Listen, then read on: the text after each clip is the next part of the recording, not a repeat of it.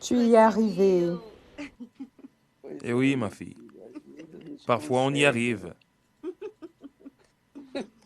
Parfois, on réussit. Alors, comment vont les choses? Bien.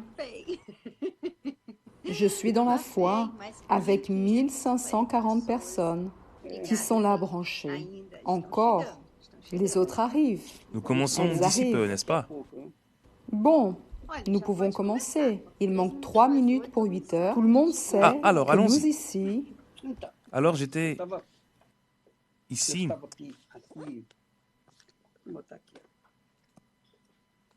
Laisse-moi fixer là mon trépied. Cela fait partie, cela fait partie.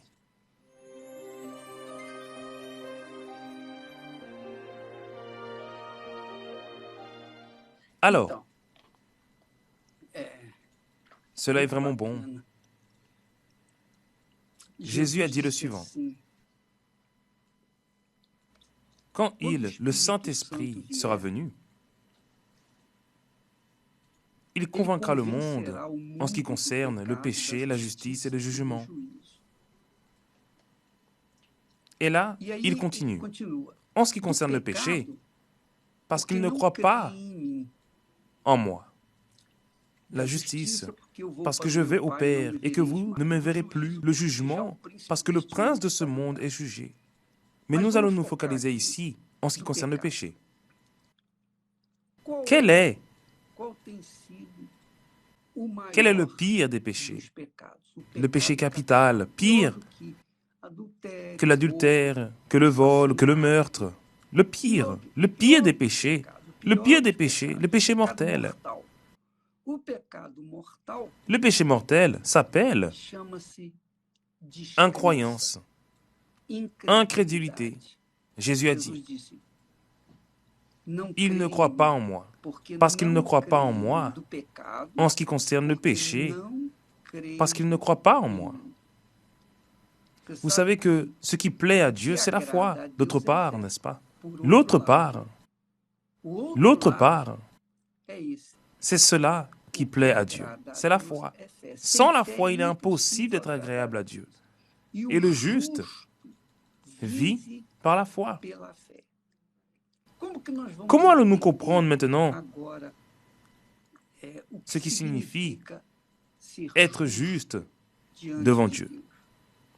Comment pouvons-nous être justifiés devant Dieu? Lorsque nous manifestons la foi en sa parole. Donnez-moi un instant, ma gorge est sèche. Regardez, lorsque nous manifestons la foi, qui pour sa part vient de la connaissance, lorsque l'on écoute la parole de Dieu, alors lorsque nous manifestons cette foi, c'est l'esprit de la foi qui est le Saint-Esprit qui nous la donne pour que nous puissions alors maintenir une communication, une communion avec Dieu. Car la foi est la ligne directe avec Dieu. Alors Dieu nous donne la foi pour que nous puissions nous approcher de lui. Alors lorsque la personne ne croit pas, lorsqu'elle dédaigne la parole de Dieu, lorsque la personne ignore la parole de Dieu, annule la parole de Dieu, méprise la parole de Dieu, elle est en train de mépriser Dieu lui-même. Elle est en train de commettre le péché mortel, le péché capital, le péché qui mène la personne à la mort. Vous voyez que la chose qui est si forte que, par la foi, le monsieur peut avoir tué, volé, fait de la vie de beaucoup de personnes, une disgrâce, mais en ce moment-là, en prison, il reçoit la parole de Dieu et il commence à lire. Il croit, il y croit et il fléchit ses genoux. Oh mon Dieu, aie miséricorde de moi. C'est-à-dire, cette foi simple, Il n'a rien fait de bon. Il n'a apporté aucun bénéfice à qui que ce soit. Il n'a fait que ce qui est mal. Mais pendant quelques instants, ces quelques minutes, ces quelques secondes, il croit dans la parole de Dieu et il parle avec Dieu. C'est cela la foi. Alors, vous voyez qu'une manifestation de foi, toute petite, minuscule, est capable d'effacer tout le passé pourri qu'il a.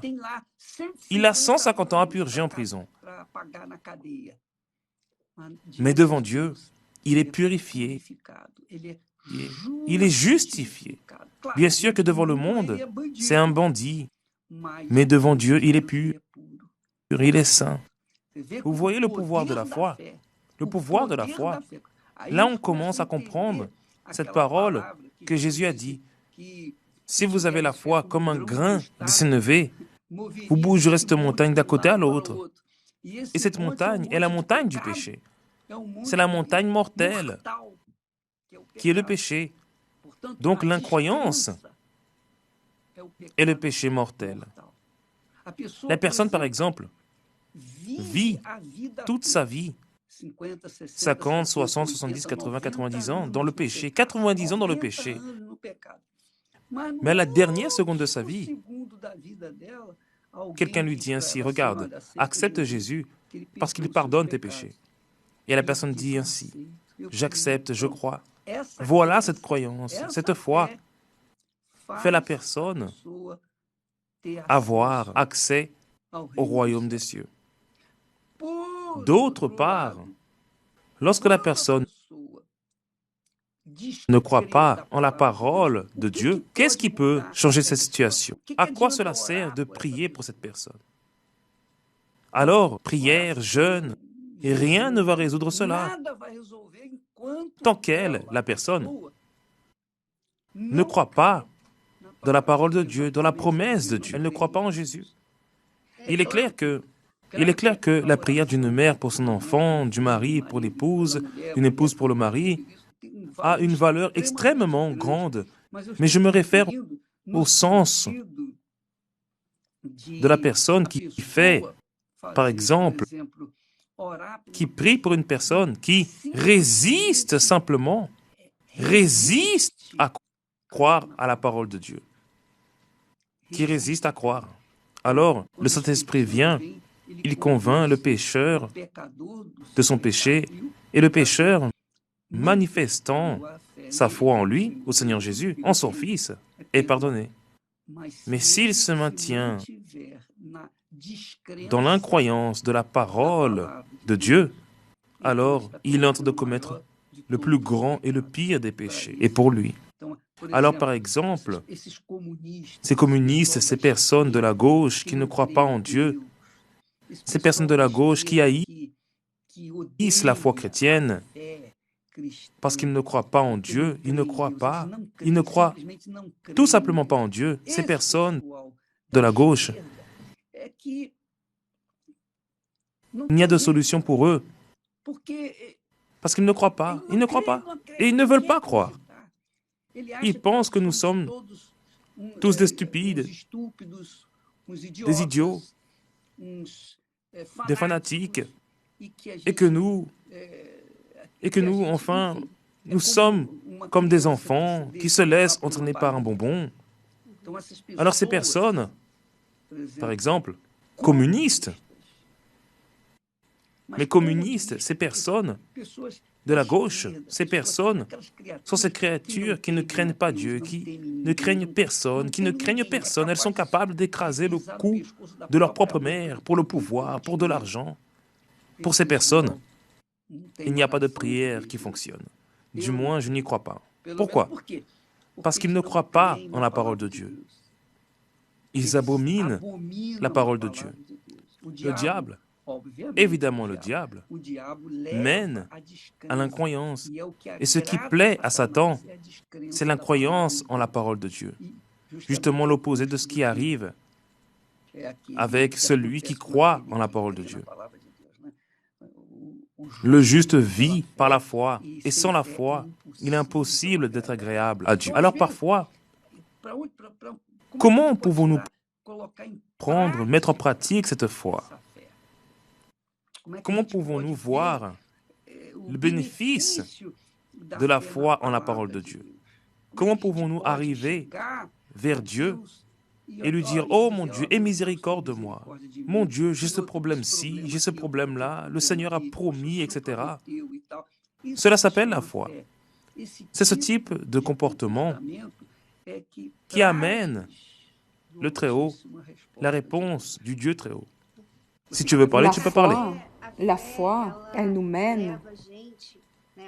La personne qui est dans la foi, elle obéit. Elle ne reste pas en train de s'attacher à des circonstances. Et c'est le problème des personnes qui ne croient pas. Parce que parfois la personne dit qu'elle croit en Dieu. Mais au moment de pratiquer la parole de Dieu, elle ne le fait pas. Alors, bien des fois, nous recevons des messages de personnes qui disent ainsi: ah, je n'arrive pas à recevoir le Saint-Esprit. Et nous lui disons: mais est-ce que vous êtes en train de vous donner à Dieu? Non, non, bien sûr, oui, je me suis donné à Dieu. Mais comment ainsi se donner à lui? Comment ainsi me donner?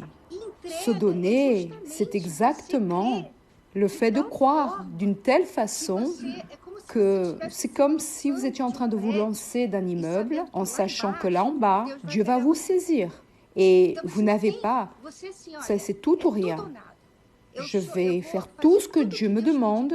Je n'ai pas le droit de penser quoi que ce soit, ceci ou cela. Ah, mais je ne sais pas si cela va marcher, si j'y arrive. Non, elle doit simplement obéir parce que ça, c'est se donner. C'est justement le problème des personnes qui n'ont pas reçu le Saint-Esprit parce qu'elles ne sont pas en train de croire, elles ne sont pas 100% en train de donner leur vie. Christiane, c'est plus facile. Nous pouvons dessiner cela aux gens qui ne comprennent pas ce langage, en parlant d'une chose si simple, si triviale, qui est, par exemple, la fréquentation, les fiançailles et le mariage. Fiançailles, je ne sais même pas si cela existe toujours. Les fiançailles existent toujours. Oui, parmi ceux qui pratiquent la parole de Dieu, oui. Ni même une relation amoureuse, il existe aujourd'hui. C'est juste rester ensemble. Mais dans tous les cas, il y a le mariage. Très bien. Nous étions en train de parler avec Esther et on était en train de parler à ce sujet. Par exemple, lorsque nous croyons, parce que les gens veulent comprendre comment est cette croyance, comment est ce don de soi, c'est simple. Lorsque nous croyons en l'autre personne, nous nous donnons à cette personne et nous voulons un compromis sérieux. Par exemple, j'ai vu Esther la première fois et je l'ai bien aimée, je l'ai appréciée, je l'ai bien aimée, je l'ai trouvée belle, jolie. Mais cela n'est pas suffisant parce que j'avais fréquenté des filles jolies aussi.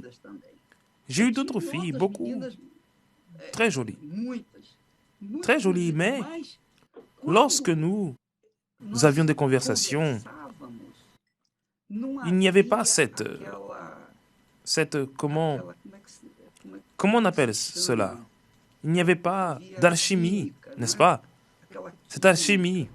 Je crois que c'est l'alchimie de l'esprit. Oui, n'est-ce il n'y avait pas cette alchimie.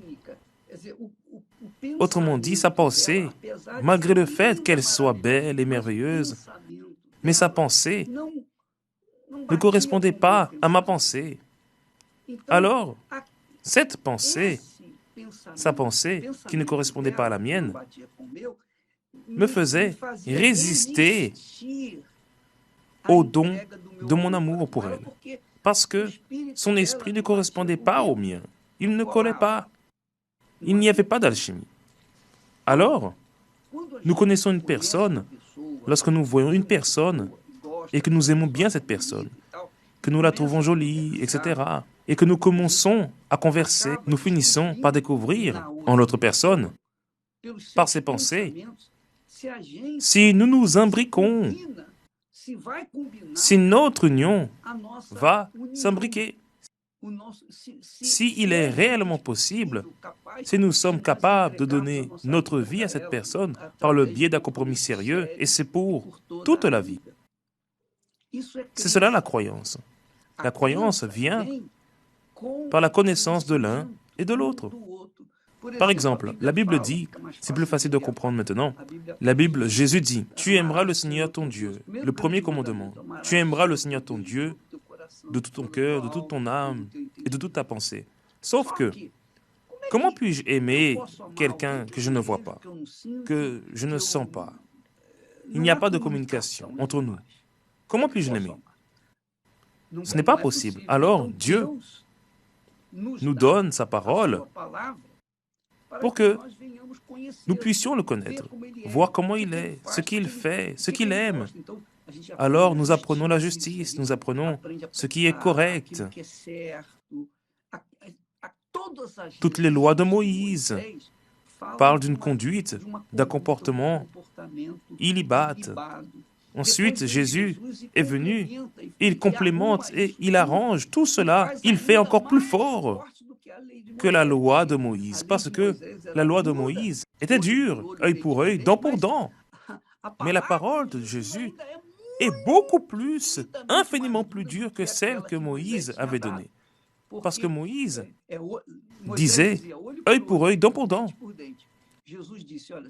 Jésus a dit, quiconque regarde une femme pour la convoiter a déjà péché contre elle. Juste le fait de regarder. Vous n'avez rien fait, vous ne l'avez pas touché, vous l'avez vu de loin, vous l'avez vu à la télévision, mais vous avez été attiré, vous avez déjà commis l'adultère. Alors, lorsque nous prenons connaissance des pensées de Dieu, alors nous avons les conditions de l'aimer. Et alors, nous avons les conditions de nous donner à lui, de faire une alliance avec lui. Alors là, il y a un mariage, il y a une alchimie. Nous devenons un avec lui. Nous sommes un avec lui, comme dans le mariage. Lorsque nous nous marions, nous devenons un seul corps. Un seul corps. Pourquoi? Parce que, finalement, nous croyons pour de vrai à la parole de l'autre. Alors, cela est croire. La croyance enveloppe le don de soi. Vous sacrifiez pour celui que vous ou pour celle que vous aimez, pour celle en qui vous croyez. Alors la foi est restreinte à cette croyance pratique, ce don de soi. Alors, qu'est-ce qui se produit? La personne, tu as parlé du Saint-Esprit. Ah, je n'ai pas reçu le Saint-Esprit, mais j'ai donné. Je crois en Jésus, j'ai déjà prié, j'ai fait des jeûnes, j'ai fait ceci, j'ai fait cela. Pourquoi ne l'ai-je pas reçu? Parce que vous n'avez jamais donné votre vie au Seigneur Jésus. Et je sais ce que c'est cela. Je sais ce que c'est cela. Vous savez pourquoi? Parce que pendant un an, lorsque j'avais 18, cette année, cela fait en 1963, lorsque j'entendais la parole de Dieu, je suis resté en train d'entendre la parole de Dieu pendant un an pour accepter Jésus. Pendant un an, lorsque le pasteur demandait qui veut donner sa vie à Jésus ou qui veut accepter Jésus, j'étais là avec la main levée, je me levais, je faisais des vœux d'amour, etc., etc., etc. Mais lorsque je sortais de là, j'étais la même personne. Je ne m'étais pas marié, je ne m'étais pas donné pour de vrai. Je pensais que je m'étais donné. Tant et si bien que je n'avais pas d'assurance, je n'avais pas de certitude. Chaque fois que le pasteur parlait de l'enfer, qu'il parlait du jugement, oh, j'étais effrayé. Et je me donnais à Jésus. À ce moment-là, je me donnais à Jésus. Mais après, lorsque je n'entendais rien, que je voyais des autres choses, j'étais au dehors de l'église, en train de vivre ma vie, et j'oubliais tout simplement ce que j'avais entendu. Autrement dit, beaucoup de personnes pensent qu'elles ont donné, croient même qu'elles ont donné, mais elles ne se sont pas données. Parce que lorsque l'on se donne, on cesse d'avoir le moindre doute. Nous avons la certitude absolue parce que c'est le Saint-Esprit qui nous transmet cette assurance, cette certitude, cette conviction. C'est lui qui fait cela. Ce processus, c'est lui qui le réalise. Cela s'appelle don de soi. Je me rappelle que j'avais peur de me convertir. Je levais la main, j'acceptais Jésus, mais j'avais peur de devenir fanatique. En d'autres termes, elle ne s'est pas donnée, c'est-à-dire la peur. Lorsqu'il était dit, recevez le Saint-Esprit. Ah, j'ai été dans le spiritisme. Je sais ce que c'est recevoir un saint, recevoir un guide, recevoir un passe. Et je restais ainsi. Est-ce que c'est le Saint-Esprit? Autrement dit, je restais avec le doute. Pourquoi? Parce que je n'avais pas encore cru pour de vrai. Je n'avais pas fait don de ma vie pour de vrai. Telle est la réalité. Cela ne sert à rien que la personne essaye de se tromper ou de tromper les autres parce qu'elle sait qu'elle a des doutes. Elle sait qu'elle ne s'est pas encore donnée. Je savais que je ne m'étais pas encore donné. Pourquoi? Parce que j'avais des doutes. On me parlait de l'enfer et je suis là, j'accepte Jésus. Mais lorsque j'étais dans une ambiance où on ne parlait pas de l'enfer, dans une fête ou dans une soirée, à ce moment-là, c'était une piste de danse, pas des soirées. Alors j'oubliais l'enfer et je vivais ma vie. Autrement dit, je ne m'étais pas donné à 100%.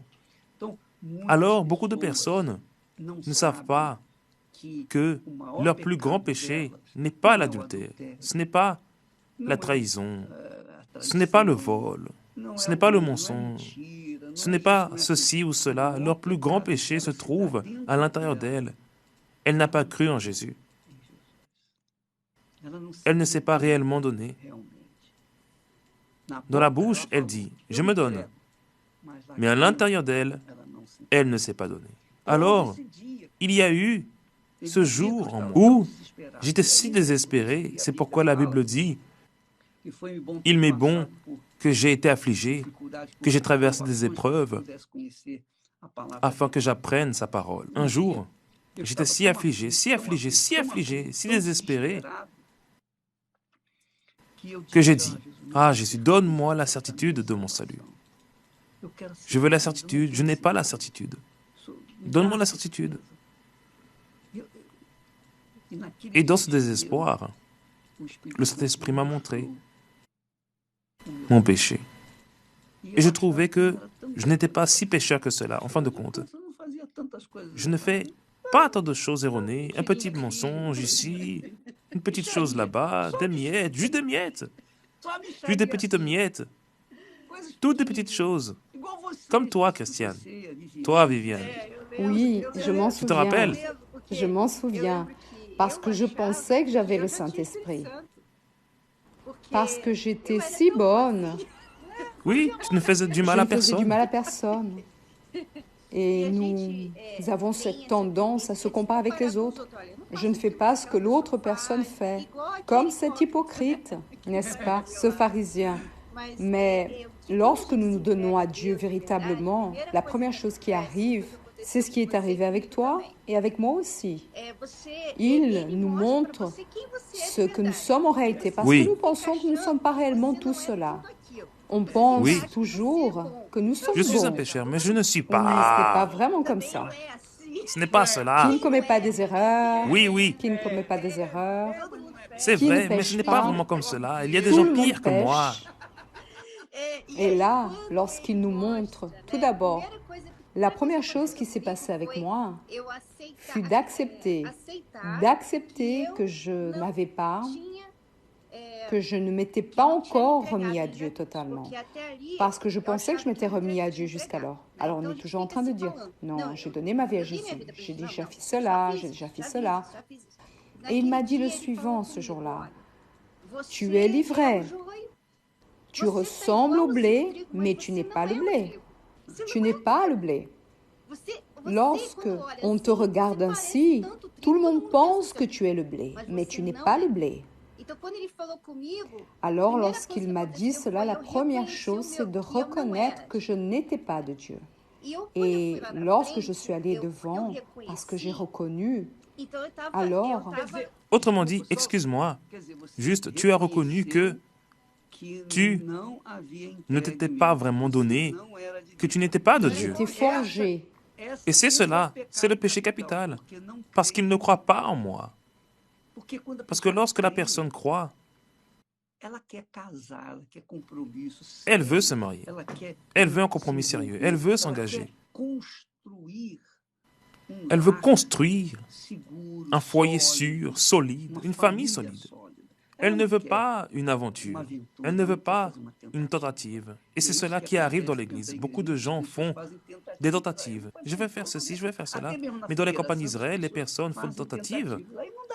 Et cela ne fonctionne pas. Pourquoi? Parce qu'il n'y a pas eu ce don de soi. Avec des réserves. Vous ne restez pas avec des réserves. Vous êtes sans réserve. Et c'est ce qui s'est passé lorsque je suis allée devant et je me sentais perdue, parce que la première chose, c'est de nous sentir ainsi. Et là, Dieu nous montre qui nous sommes réellement. Et nous voyons que nous sommes une pécheresse, comme tout le monde. Nous sommes perdus, nous sommes en train d'aller en enfer si nous n'avons pas cette rencontre avec lui, nous sommes perdus. Cela ne sert à rien d'être ceci, ceci et cela. J'étais fille de l'évêque Macedo, tout le monde me connaissait, etc. Et là, en même temps qu'il nous révèle, qu'il nous montre comme dans un miroir qui nous sommes, eh bien il vient et il est si miséricordieux et il dit, mais je t'accepte ainsi. Il pointe le Sauveur. Il m'accepte ainsi. Je vais te sauver. Il vient comme un héros. Il vient comme un héros. Et il nous lave avec son sang. N'est-ce pas? Et à ce moment-là, en même temps que nous reconnaissons que nous sommes perdus, avec moi, cela a été ainsi. Écoutez bien. Premièrement, le Saint-Esprit m'a convaincu de mon péché. Parce que c'est comme si je le disais, oh,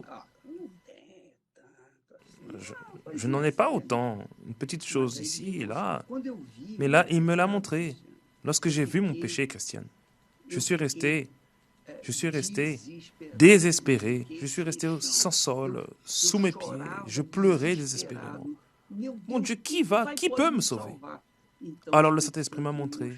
Il m'a pointé Jésus. Et Jésus avait les bras ouverts. Je suis ici. Et là, nous avons une rencontre avec Dieu. Exactement.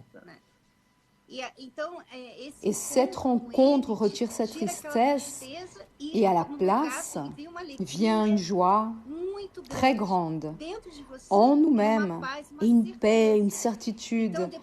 Alors, c'est comme s'il y a un avant et un après. Ce jour-là, c'est un avant et un après. Exactement à ce moment-là où nous reconnaissons que nous sommes perdus et après nous avons une rencontre avec Jésus. Alors, après ce jour-là, nous devenons une autre personne. Et il n'y a plus cette chose. Par exemple, je me souviens qu'avant, c'est ce que tu as dit. Tu étais à l'église, tu remettais ta vie à Jésus, après à la maison, dans la rue, et tu oubliais complètement. Après avoir eu cette rencontre avec Dieu, eh bien, nous vivons une vie avec lui. La vie avec Dieu n'est pas ainsi comme quelque chose que l'on garde dans un tiroir, et lorsqu'on doit aller à l'église, on ouvre le tiroir et on le prend. C'est une vie avec Dieu. On commence à marcher avec Dieu. Penser, les pensées, c'est une pensée. Tout, nous voulons ce qu'il veut. Nous avons le plaisir de le satisfaire. Nous voulons faire tout pour le servir. Parce qu'il est très bon de servir Dieu. Comment je peux gagner des âmes? Oui, pour le lui? principal, Christiane, cette communion se fait dans notre pensée. Parce que toute la journée, nous ne pensons qu'à Dieu. Lorsque j'étais incrédule, je ne pensais qu'à cela. Mais lorsque le Seigneur, Jésus m'a sauvé, je pensais à comment lui plaire. Que puis-je faire? Et je pense et je crois que la seule manière, c'est en apportant aux personnes ce qu'il m'a donné. Et c'est cela que je veux faire. Juste cela, donner aux personnes ce qu'il m'a donné. Partager cela avec elles. Alors, cela est notre pensée, chaque jour. Depuis ce jour, cela est arrivé il y a 56 ans. Tu ne te fatigues pas. Non, Tu ne au te contraire. fatigues pas parce que tu as la nature de Dieu. Et N'est-ce pas? nous n'en avons pas assez non Oui, tu ne plus. te fatigues pas. On ne prend Tous pas des les vacances jours. avec Dieu. Non. Il n'y a pas de quarantaine avec Dieu. Et lorsque tu ne fais pas quelque chose pour lui, C'est cela. mais pour On toi, se sent vide. On pense, ah, je ne devrais pas être en train de faire Oui. cela. Nous restons vides lorsque nous faisons quelque chose qui n'a rien à voir. Mais c'est ce que tu as dit aussi. La personne qui ne veut pas remettre, tu avais peur de devenir un fanatique. Et je pense qu'au fond, beaucoup de personnes ont cette difficulté aussi. Parce qu'elles pensent ainsi, ah, je ne veux pas être semblable, vous savez, à ces personnes qui vivent seulement pour l'Église. Oui. Je veux avoir ma vie, je veux travailler, je veux devenir riche, je veux être Je veux célèbre, je veux voyager, je veux me marier avec quelqu'un que je veux me marier, peu importe si c'est quelqu'un de l'Église ou non. Alors, je ne veux pas. Au fond, elle ne veut pas Elle se n'a donner. pas. Elle ne veut pas se donner. Elle n'a pas confiance dans le fait que Dieu va placer une personne qui lui ira comme un gant. Elle ne confie pas en cela. Cela était aussi mon problème. Je pensais à... Il ne va pas savoir choisir pour moi. Telle est la réalité, Christiane. Les personnes ont peur. Dans le monde, tant qu'elles n'ont pas le Saint-Esprit, elles pensent ainsi qu'elles ont la liberté d'avoir une relation avec quelqu'un, de profiter de la vie. De faire ce que N'est-ce bon leur pas? semble. Oui, sa conscience n'a pas besoin de s'assujettir Oui. à la Bible. Au fond, C'est pour cela. elle ne veut pas se renoncer à elle-même. C'est pour cela qu'au centre d'accueil universel, il est écrit « Jésus-Christ est le Seigneur ». Lorsque la personne se marie avec lui, il est son Seigneur. Alors elle cesse de vivre sa vie. Pour qu'à partir du moment où elle se donne, « Tu es mon Seigneur, que veux-tu que je fasse? Quelle est ta volonté pour ma vie? » Rien d'autre, c'est fini. C'est fini. C'est difficile, Christiane, très difficile pour la personne d'abandonner sa liberté et de laisser quelqu'un qu'elle ne voit pas, qu'elle ne sent pas, qu'elle ne touche pas, prendre soin de cette liberté. Regarde, Christiane, c'est très fort. Nous allons devoir faire le programme maintenant et un autre programme.